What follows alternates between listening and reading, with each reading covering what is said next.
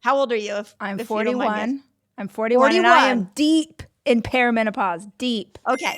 So I think what happens at perimenopause is these hormones go away, and that authentic voice that we have pushed down for over 40 some years or 30 some years starts to bubble to the surface. And that's part of the perimenopausal experience, is like, you know what? I've been holding back what I really feel and what I really want to say for the last 30 years. So now I need to tell you what I really want to say. And when I looked at your book, I was like, bingo, she's coming back. Her voice is coming back to this authentic self. Yeah. And just even in the title being, what if you were the answer? Like, you are the answer. Yes, so you can are you the can you answer. talk a little bit about how you came to this place? Because my hormonal lens is like, oh, she's just beginning to tell y'all what she really thinks. Yeah. So it started, and I say this in the opening chapter, that this book was written over 4 years. And I didn't really know what I wanted my next thing to be. I didn't know. Many times over the last 4 years, I thought, I'm never going to write again. I'm never going to put something out in the world. Yeah. But writing is either journaling or actually writing on my computer is, I said, it's like my creative practice. It's therapy to me. It's prayer, it's meditation, it's all the things. So I was documenting, I would just sort of write about what was happening, good or bad, falling in love again, or when my children's father passed away and the grief of that and how hard that was for it. Like I just wrote it. I wrote it. And I didn't really know what it was. And this is very similar to Girl Wash Your Face in that I didn't know sort of the theme of Girl Wash Your Face. I was just kind of writing thoughts, or I was writing essentially essays or, around a certain topic. And with Girl Wash Your Face, one day I was like, oh, wow, these are all lies. The through line in all of these are lies that I was taught to believe, and I don't want to believe them anymore. And with this one, it was very similar. I just got chills thinking about it. Like, it was very similar. One day I thought, oh, I'm writing, these are all just the questions I have. Because what I realized is like, oh my God, I don't know. And whatever I thought I knew 2 years ago, 5 years ago, 10 years ago, Mike Tyson says everybody has a plan till they get punched in the face. Yeah. Everyone believes their capital T truths until they go through something that completely reorients the way they see the world.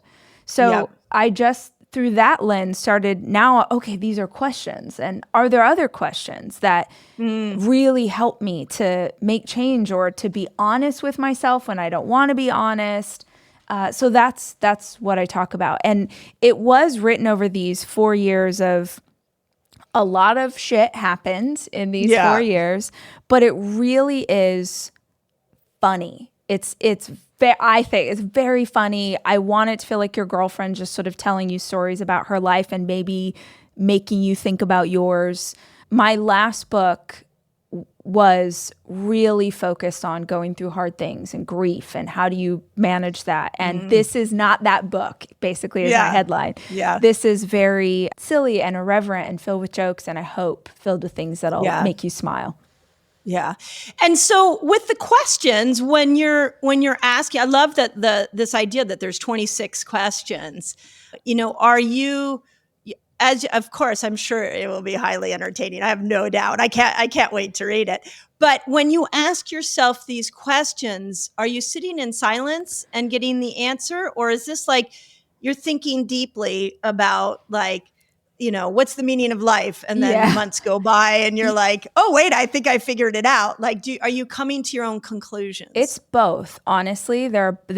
Some are questions that happened around dinner tables with wine and my girlfriends. Some are questions that with that same group that we would ask each other once a year. We will literally sit down and hold space, and here's this question that is going to make you really contemplate.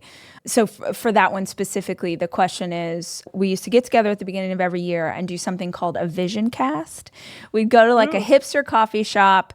We'd all bring our journals, and we had this sort of framework that we went through to just plan out our year and set intentions for how we wanted to show up. And the most powerful question in that mix was, what must you let go of to be the person that you want to be? Not what do you need to let go of? Because you and I could probably think of like 50 things we need to let go, but what must you let go of? This person that you say, the next evolution of me, she's kind, or she takes better care of her health, or she really focuses in on her relationships, or she really focuses in on her business and gets it past $1 million, whatever. Everyone's different.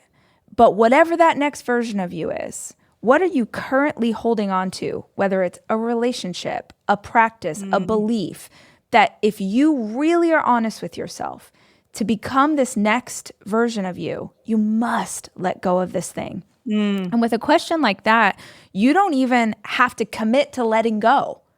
You just have to know what it is. Because oftentimes I think I might know what my answer is a long time before I actually find the courage to act on it. Yeah. Some questions are more playful. Some questions are things that came to me in business. Like I heard this question by a business mentor years ago that I then use for everything in life, which is, if you had to start again today, like it was specifically about an employee. I had an employee on my team that just, no matter what we did, they just like sort of couldn't get it together, and they couldn't, but I felt bad, and I, just kept working with them. And he said, knowing what you know today, would you hire them again? Let's say you know exactly who they are. They sit down for an interview. Would you hire them again today? And I was like, absolutely not. And he said, then what are you doing? And I was like, whoa, yes. Whoa. Why are they still on your team? But I actually think this is a really valuable question for friendships. It's a really valuable question for the job that you have. And I know we don't all have control over whether or not we work a job, but I think that we find ourselves in these experiences and we just keep doing it because we're like, well, I've spent so much time. I've invested so much money. I'm pot committed. And when you ask yourself that question, hey, your boyfriend, he kind of sucks, but you guys have been together for a long time, or your girlfriend and she's pretty gossipy and like she just, there's something about her energy that you really don't. If you knew what you knew today, would you go on another date with him? Like, would you ask for a second date? And the answer is no. Oh my God, why are you in a relationship with someone that you wouldn't even want a second date? So it's just a bunch of things like that told through funny stories that I hope at least one of them, I'm like, oh man, just let one of these questions be like, oh hell, okay, I needed to hear that.